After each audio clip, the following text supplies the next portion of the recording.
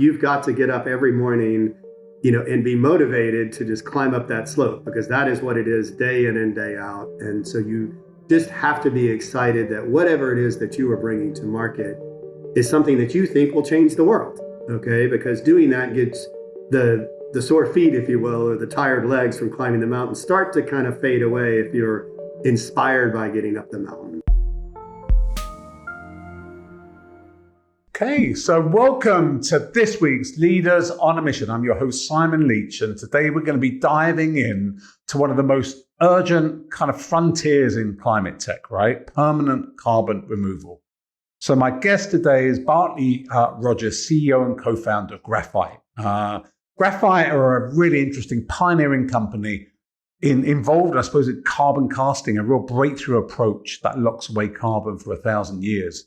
At a fraction of the cost of traditional methods. So, I thought it'd be great to get Barclay on to chat through, because carbon markets are maturing, daily, it seems, right? Lots of political winds kind of shifting, and really wanted to understand how Barclay and Graphyte are really kind of navigating these waters and scaling, I suppose, a durable credit solution out there, for the warming world, as it were. So Barclay, thanks so much for coming on today. It's great to have you on. Simon, thanks so much for having me. I'm excited to be here. Excellent. So, I mean, look, you've got a fascinating background, right? And it looks like environmental law, agriculture. You've been involved with all sorts of kind of startups and scale-up companies in the space, right? So, I suppose, just before you founded Graphyte, what were the prominent professional experiences that you had that led to you kind of founding the company? Yeah, so I think the through line, if you will, in my career, and I'll talk a little bit more about what I've done, but the through line is really focused on the intersection of the natural resource economy. Okay, so often just think of that as agriculture, timber, energy, those types of things. And the environment, right? Now, obviously, when you think about it, that the natural resource economy is everywhere and has tremendous environmental impacts because it's working directly, with the earth itself, right? And so, I've always worked in that, kind of along that line, right, at that intersection. The start, I was I'm an engineer by training. After practicing engineering for a while, I worked as a lawyer, really trying to work on a policy level, initiatives, right, to try to address, sort of those broader dynamics. A lot of litigation, those kinds of things. But then what I realized was, okay, that's fine, but you've got to have technological solutions, right? If all you're doing is pointing out the problems, you're not actually going to make any progress. You need to have technologies that will address those problems. And that's where the entrepreneurial streak really started. Yeah, awesome. No, absolutely. And so tell us a little bit about I'm curious, what was the problem that you really wanted to kind of focus on and solve most when you kind of founded Graphyte? Yeah, so I would say, first of all, Graphyte is in the carbon removal business. So what does that mean? Just at a very basic level, it means taking carbon dioxide out of the atmosphere and keeping it out of the atmosphere.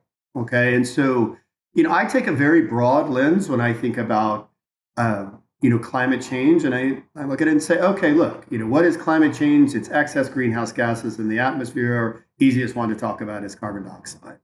How can we lower the carbon dioxide concentrations in the atmosphere? We can either not put it there in the first place, or we can take it out, right? So Graphyte is in the removal, i.e. the take it out side of that. And I'll just go on a little bit, further, because I think any entrepreneur will tell you that, the thing that makes you sort of get out of bed every morning and go, throw yourself against sort of the grindstone that is entrepreneurial life is really, being really motivated about solving a problem. And, in my, particular instance, the problem is climate change.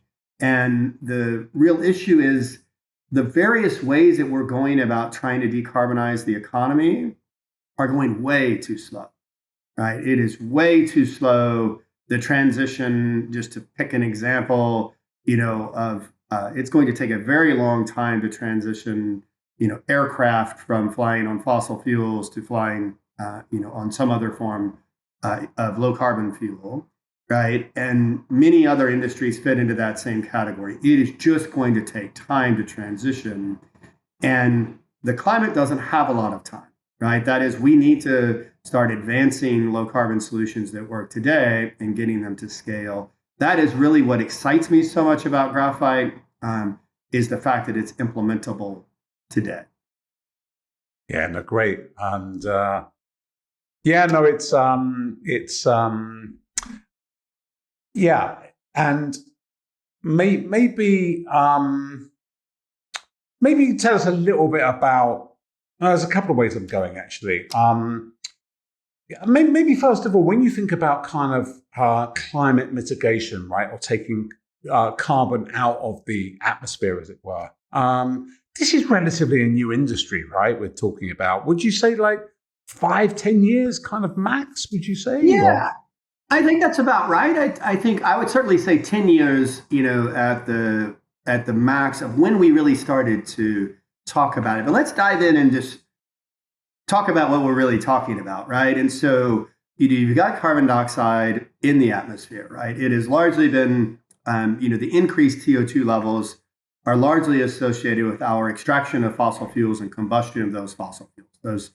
The plants that were the vegetation that, first of all, took the CO2 out of the atmosphere, stored it, beneath the surfaces of the land. That has been the source of the fossil fuels. And, we're basically burning that material for energy purposes. And that's what has caused increased CO2 levels in the atmosphere. So when we talk about taking CO2 out of the atmosphere, there's basically two fundamental ways you can do it. One is you can either let plants remove carbon dioxide from the atmosphere. That's what they naturally do through photosynthesis. And just a very simple example is if you plant a tree, right, you are removing carbon dioxide from the atmosphere. The other way that we can go about doing it is in a more sort of technological way, right? So you can, the kind of paradigm example of that is direct air capture. So a machine that's essentially been built to extract CO2 from atmospheric air, store that CO2, in the case of direct air capture, generally in geologic formations. So that's sort of the spectrum of technologies that we're talking about. Now, at Graphyte, we're basically kind of a hybrid approach, okay? And on what we are doing in the carbon capture side, so separating CO2 from atmospheric air, we're letting plants do that. Particularly, we're taking the byproducts of agriculture and timber are plant-based industries, right? We're growing crops for food, we're growing trees for lumber and so forth. There's a lot of byproducts associated with that. So that's the material that we're using for the capture side. Now, if you just think for a moment, let's take the tree example I used earlier, right? If you do plant a tree, it is going to remove CO2 from the atmosphere, but the things you don't know is exactly how much was removed by that tree. How long, what if that tree dies? What if that tree burns down? There are many sort of unknowns with respect to what are called nature-based solutions. That is, the planting of trees is an example of that, particularly with respect to the quantification and the longevity of the removal. So at Graphyte, what we're doing is using engineering on that side of the equation to ensure that we're able to quantify the exact amount of carbon that has been removed and ensure that it stays out of the atmosphere for a very long period of time, 1,000 years or more. Okay, to summarize, at Graphyte, let plants do the hard work of separating CO2 from atmospheric air, particularly using the byproducts of the existing agriculture and timber industries. Let engineering do the work of ensuring that the carbon that has been removed, we can count, basically quantify the amount that has been removed, and provide a guarantee that it is not returned back into the atmosphere. Yeah, no, great. So let's talk a little bit about the engineering of that, as it were, because it's all about low cost.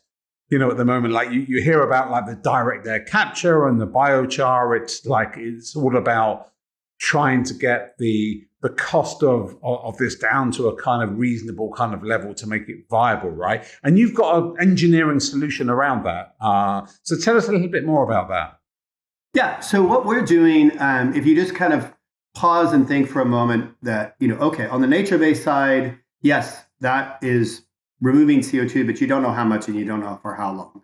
On the engineered side, you're removing CO2, but it's very expensive and takes a lot of energy. And so at Graphyte, again, we're trying to kind of be a hybrid approach because this is really all about money at the end of the day, right? So what you want to do is ensure that you can keep the carbon out of the atmosphere at the lowest cost. Okay, so the way that we are doing that, in reality is relatively straightforward. That's kind of the beauty of it. It's an elegant solution. And that is that plants have captured the carbon dioxide.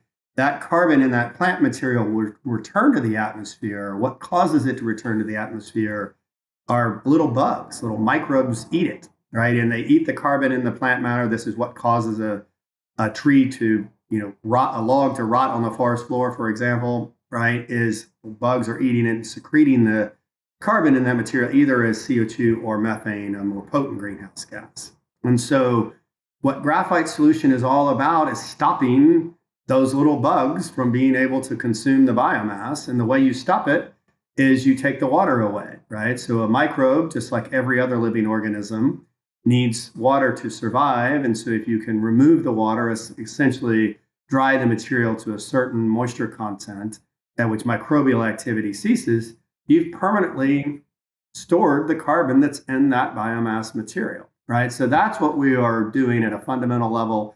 It's a process that we call carbon casting. Got it. Yeah, and it's not very energy. I mean, from an how do you do that? Is it energy intensive, or in order to kind of dry that, or? It's not. So, okay. Just to give you a point of comparison, so we use less than maybe 10% of the energy required for direct air capture. Now, let me explain why, right? So, it goes to kind of like basic physics, but if you are going to separate a dilute stream, okay, so if you've got, I use the example all the time, and I hope this will make sense, but if you are going to, make a salad, right, and your ingredients for the salad, your lettuce and carrots and so forth, are distributed all across the globe, right, then you're going to burn a lot of energy collecting those pieces of material that are going into your salad. That's kind of what's happening in the case of direct air capture. You have a very dilute CO2 stream in the atmosphere, so less than 0.4% CO2. I'm sorry, 0.04% CO2. And so it means that you have to do a lot of work to separate the CO2 from atmospheric air. Okay, so to use my salad analogy, you have to travel very far to pick up your pieces of lettuce. In our case, that carbon capture, the most energy intensive part, is done naturally by plants that are powered naturally by the sun. So the most costly, most energy intensive portion of carbon removal is the separation from atmospheric air. In our case, it's done for free by plants. Got it. Very elegant. I like it. And it's quite a unique solution, this carbon casting, right? I haven't come across it before. Yeah, it is. It's a completely novel way of going about doing it. And again, it's all about those two fundamental problems, right? Number one is, I'm a fan of nature-based solutions, just for what it's worth. I'm a fan of afforestation. I do believe that is it's undoubtedly removing carbon dioxide, but there's lots of uncertainty, right? How much, how long, so on and so forth. And so we set out to solve that problem of what's called measurement, reporting, and verification, or just certainty of, knowledge of, okay, how much carbon has been removed, and can you keep it removed for a very long period of time? That's where Graphyte came from, right? From that very sort of just looking at it and saying, the existing approaches to carbon removal have challenges either on the quantification or on the energy and cost side. Let's find an elegant sort of hybrid solution that solves both. Got it. And you bury it then, do you? Yeah. So we bury it. and maybe just to step through exactly the process, and then we'll kind of come back to the burial question. So, so what we do is we take the byproducts of agriculture and timber. I'll use an example. If you are growing rice for consumption, you're eating a tiny grain of rice. That grain of rice is encapsulated by a husk, a hull. So that's taken off in the milling process. That's a feedstock into our process. Many other things, straws, sawdust, bark for trees, those kinds of things are just byproducts of existing agriculture and timber industries. So that's what we would call a feedstock. Okay, so we take their waste products, and then that material, generally speaking, has about 50% carbon in it. Okay, and again, that carbon would return to the atmosphere if just left alone. So we take those products, we effectively bring them to a centralized location, what we would call a processing site. We grind the material up, we dry the material down, we compress the material just to increase the density. We encase the biomass material in a waterproof barrier. We encase the material in a waterproof barrier, effectively just about keeping it dry. And we take that encased biomass and we bury it in what we would call an engineered chamber or sequestration site. Is effectively a lined hole in the ground. So you have an existing hole in the ground as a liner on the bottom to ensure that there's a barrier between that and the groundwater. We place the encased biomass in the existing hole. We then seal that over the top with another liner, essentially creating a hermetically sealed chamber. And then ultimately, we have refilled the hole in the ground, and we place soil on top, creating a park in the process.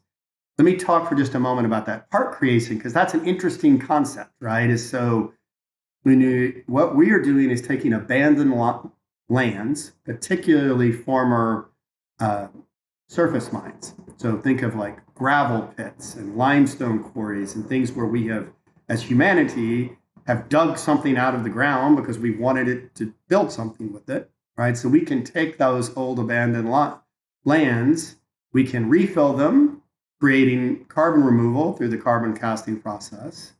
We've now restored the land to its original contours, placed soil on top, and created a park in the process. Okay, so we then work with the local community effectively to create a park. So you're getting a dual benefit of durable carbon removals, low cost, low energy, fully scalable today, and park creation. Got it. Okay, no, love it. And so tell us a little bit about where the business has got to, right? Because you're scaling this process now, right? And so tell us about that journey.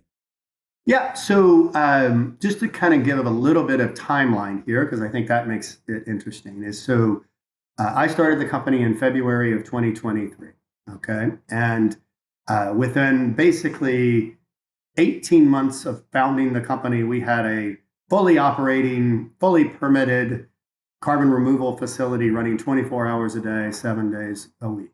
And so a lot of the carbon removal discussion is really about, well, I'm working on this thing that I might build in 2032 that might, get financed, and there's lots of mites, and sort of the discussion of carbon removal. And graphite is really unique, or is certainly one of the few companies that is actually doing it today, that is actually removing carbon dioxide from the atmosphere in a durable way today. So we have begun our scaling journey, right? So I just told you about the start of the company and our initial plant. We are now expanding that particular plant. It's a project we call the Loblolly project in Arkansas. We've got multiple other projects in development. And so we have already begun our scaling journey.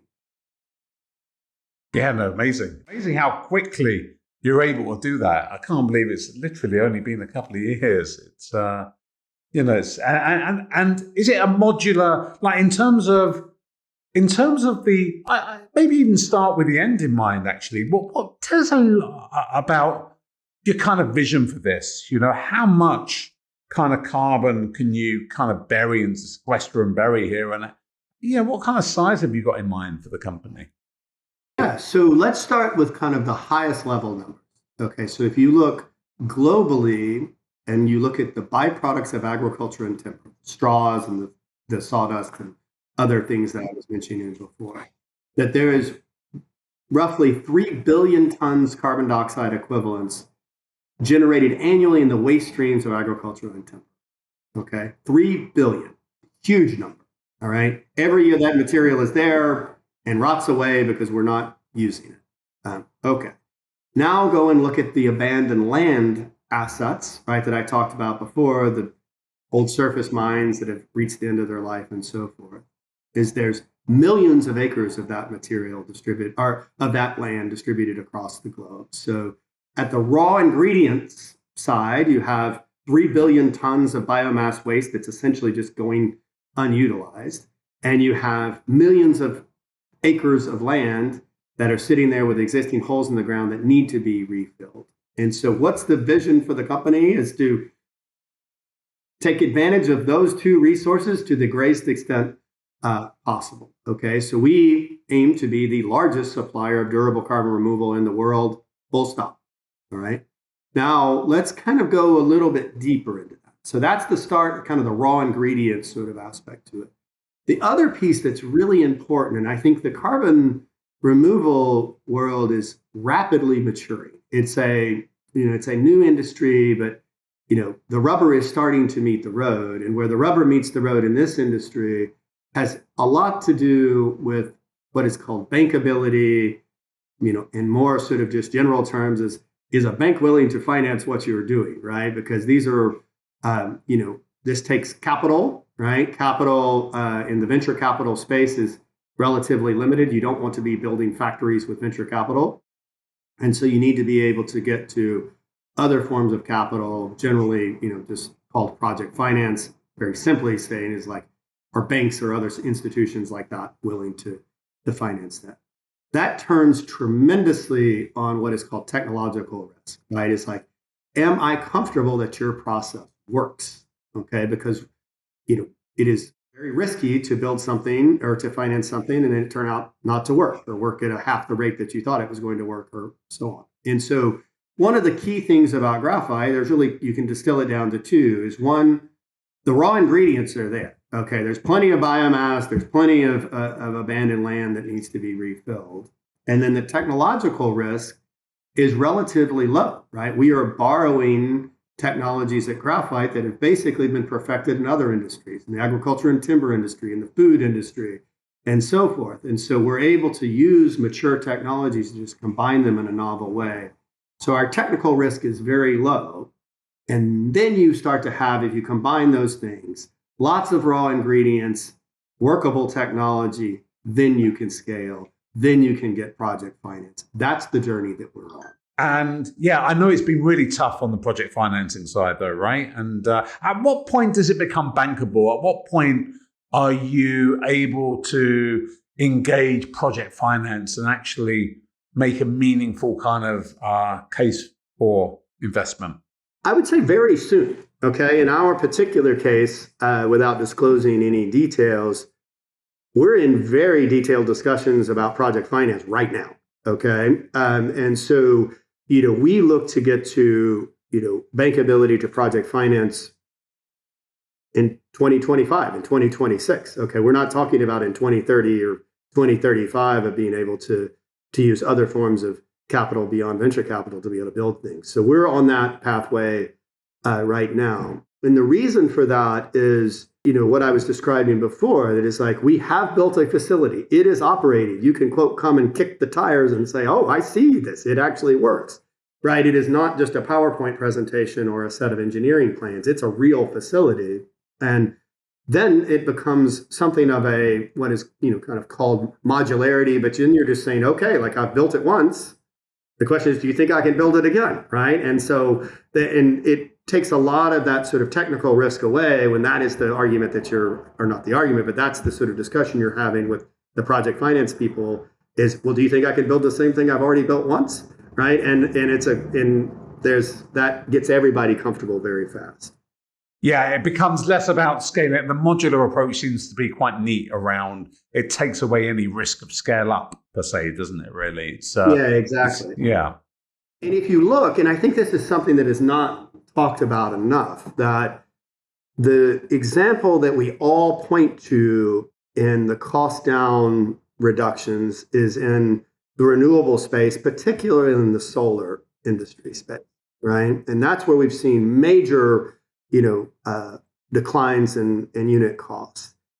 And if you go and look at a solar field, all it is a bunch of modules, right? It's just set after set after set of the same thing, right? And so when we think about this, right, it is somewhat rare to see major cost down when you're talking about your first facility cost $1 billion or $500,000. Where you really have seen it is when you're building the same thing over and over and over again, and you start to realize, like, okay, if I just make these little tweaks and replicate them over, many different units, that's where I start to see cost down reductions. And so that's something we embrace very early at Graphyte as a modular approach. And it's all about that, because it's all about being realistic about how you get to cost reductions and getting to bankability.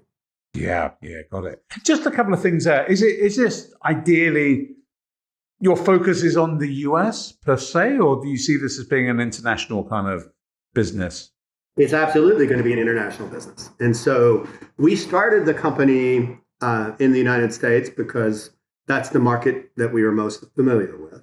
But if you just step away, there is biomass everywhere, right? And particularly there's biomass in, what is today called the global south, right? So if you think about, biomass and biomass industries are often, in places where, it rains quite a lot, has sort of a nice temperate climate.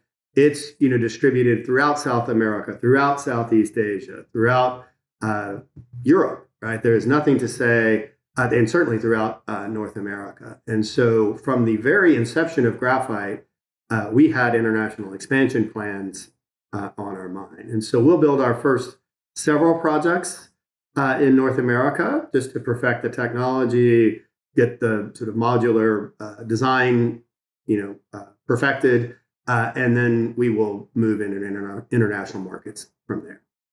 Yeah, great. A few other things that come to mind, because it's fascinating. I speak to a lot of companies that are embracing the circular economy. When it comes to feedstock prices, all of a sudden this kind of feedstock now, this kind of waste stream, what kind of cost changes do you see from the supply side of the equation happening? Yeah, so first of all, I am very happy to see so many companies focused on waste streams, right? Like, waste is exactly that. It's waste. And, we all abhor waste, right? Like, nobody wants to see things just go unutilized. And so I'm very happy to see the focus there. I think I would say a few things. Number one is that there's a lot of waste. I just yesterday happened to look something up because I was, interested in the United States. We generate roughly 1 billion tons of biomass per year, of which we use about 330,000 tons, or 330 million tons. So about a third of what is produced every year in the United States is used. To state it differently, 2/3 of it goes to waste. Okay, so there's a lot of the material, even in among the more advanced economies like the United States, that just simply going to waste. So I think that's number one, is there's a tremendous amount of this waste material out there, and it is currently just rotting or being burned and returning the carbon that's captured by the material to the atmosphere. Number two, and goes into more technical detail, and we won't have to go in too much depth here, but when you start to think about biomass, what you really are thinking about is, well, if I'm going to do something on that biomass, I'm mostly focused on climate. I'm mostly trying to keep the carbon in that material from going back into the atmosphere. And the relevant question there is, well, what's the dollar per ton? If I'm going to look at biochar, if I'm going to look at, bioenergy, if I'm going to look at carbon casting, can I compare all of those potential uses of that biomass in a dollar per ton CO2 basis? And that's the rational way to look at like how we should be utilizing that biomass material. And at Graphyte, with our carbon casting process, we are incredibly efficient. And so we have a very low dollar per ton of CO2 utilization, if you will, right? We can do it more efficiently than most other technologies. And therefore, we feel great about everybody's interest. We feel very well positioned, even if there is increasing interest in the material. Yeah, no, great. Thank you for that. And the other part I wanted to touch upon was more, we've touched upon the supply side. It was more the demand side. And that seems like a particularly dynamic and evolving kind of marketplace, right? So maybe there are a couple of angles I wanted to understand, I think, first of all, just like who the buyers are at the moment and how they're evolving and how you see the market moving. Yeah. So let me just kind of like lay a broad framework and then we can talk very specific. And so, as we think about climate, right, we kind of come back to a couple of things. Number one is, can we reduce our emissions? We should obviously try to do that first, right? But two is, if we can't reduce them, or if it costs us more to reduce them than it does to remove the CO2 from the atmosphere, we need to start thinking about removals on something of a level playing field there, right? Because at the end of the day, that's the problem we're trying to solve, is lowering greenhouse gas concentrations in the atmosphere. Okay. So, what companies are doing is looking at like, okay, can I abate? Can I lower my emissions, and at what price, right? And then I'm going to start to consider removals subsequently. And then there's a interesting dynamic that is emerging, and that is, okay, I have a choice of technologies on the removals front. How should I think about 1,000-year durable carbon removals versus nature-based carbon removals? What is the relationship between those two? And, without getting into too much detail, but I think the basic sort of framework that is emerging is people are saying, okay, if I can't abate it, then I need to offset it with a durable removal, right? Because otherwise the CO2 is going to go into the atmosphere. It's going to stay there for a long time. So I need to take it out for an equivalent period of time. Okay, so abatement and durable, 1,000-year permanent carbon removal are starting to be viewed as not interchangeable, but it's like, if I can't abate it for a cheaper price, then I can offset it durable, for a long period. That's what I should do. And then the other forms of the nature-based carbon removals that I use to just address things that I otherwise just can't, kind of my residual emissions and so forth. Okay, so that's the framework is, durable carbon removals are starting to, be looked at, adjacent to abatements, or as an option, if it's an unabatable emission, or certainly at an affordable price. Okay, so that's the framework. What you see is this market for durable carbon removals is growing very, very quickly, okay, because there is certainty. And I think that's a really key thing to understand. Is one of the criticisms of carbon credits is it real, right? Do I know that, forest was ever planted or wasn't cut down, right? There's a lot of concerns about the credibility of carbon credits. And in the case of durable carbon removals, there is no question about credibility. It's a direct measurement. You know for certain that it has been removed from the atmosphere, and it is a very strong technical case that is staying out of the atmosphere. So those questions around the verifiability, if you will, of carbon credits are not present. That is, that we have certainty in the durable carbon market, and that's why it's growing, is because people want certainty. Yeah, no, great. And is there, because there has been a lot of negative press around this, around the measurement of it. So just at a high level, are there new frameworks and measurement protocols now which are seen as like industry standards then that have recently come to the fore?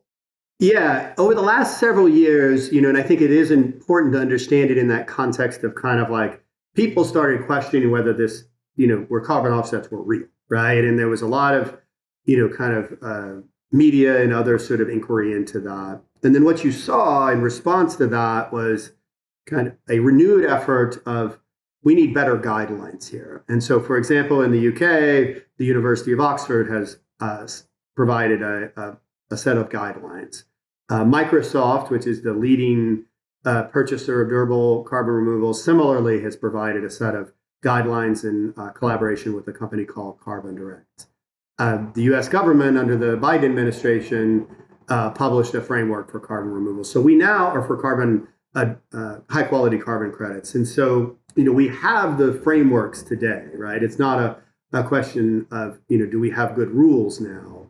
The question is what technologies are actually, workable within those rules and particularly can scale today. And we're happy with graphite because we are among the technologies that are of the highest quality, and in our case, are quite affordable.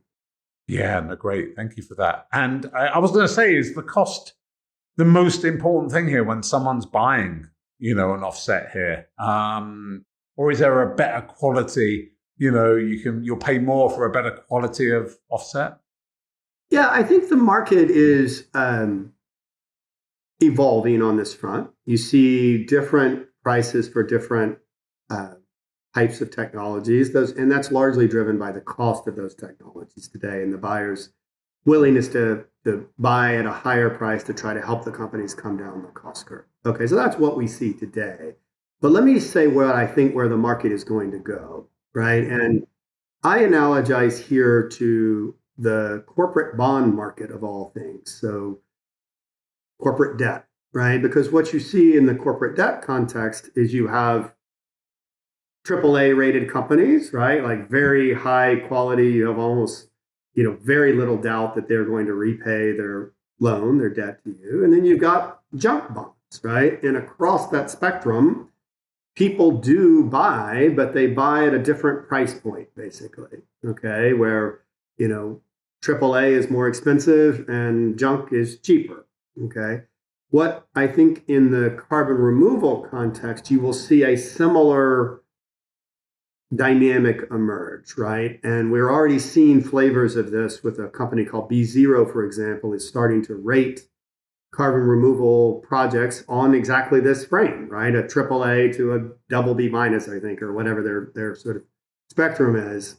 And at Graphyte, we're really pleased, very proud of the fact that we got a double A, putting us in the top 2% of all projects that B0 had rated. Okay, so I think the future of the market is not just one price in the same way that corporate debt doesn't have just one price, but it is a standardized pricing mechanism that double A's trade for this and single A's trade for that and so on and so forth, because that will bring liquidity, it'll bring certainty, it'll help us all, have just a more, kind of transparent and liquid market.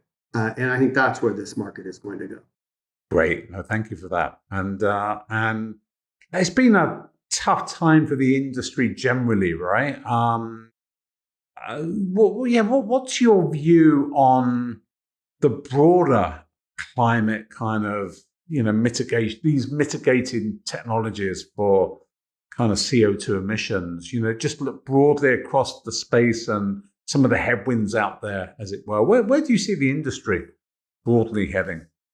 Yeah, I would say maybe three things. Number one is, and we don't talk enough about this, that, climate change is not a theoretical concern. Climate change is an economic impact on all of our lives.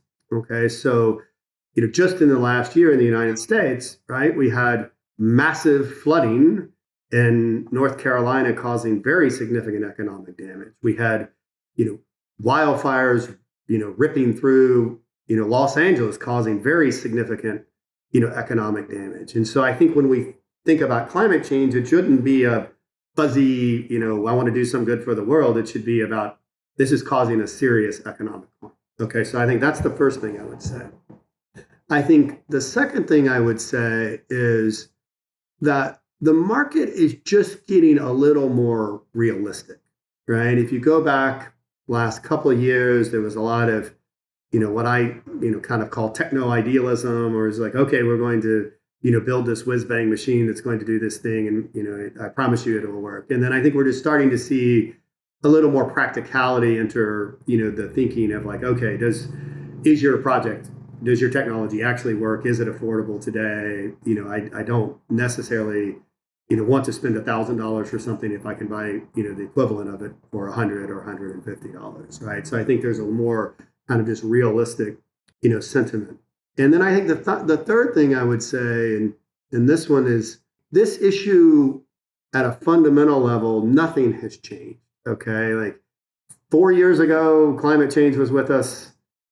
4 years into the future, climate change will be with us. It's with us today. Okay, so it is a physical phenomenon that is not going anywhere, notwithstanding whatever political winds may blow. And so, I think as we, take a kind of a longer view, right, of the issue, the need to address it, I think it is maybe naive to believe that, oh, this is just a little passing phenomenon that's going to go away, right? It's, physics doesn't work like that, right? And so it's a phenomenon that's going to be with us.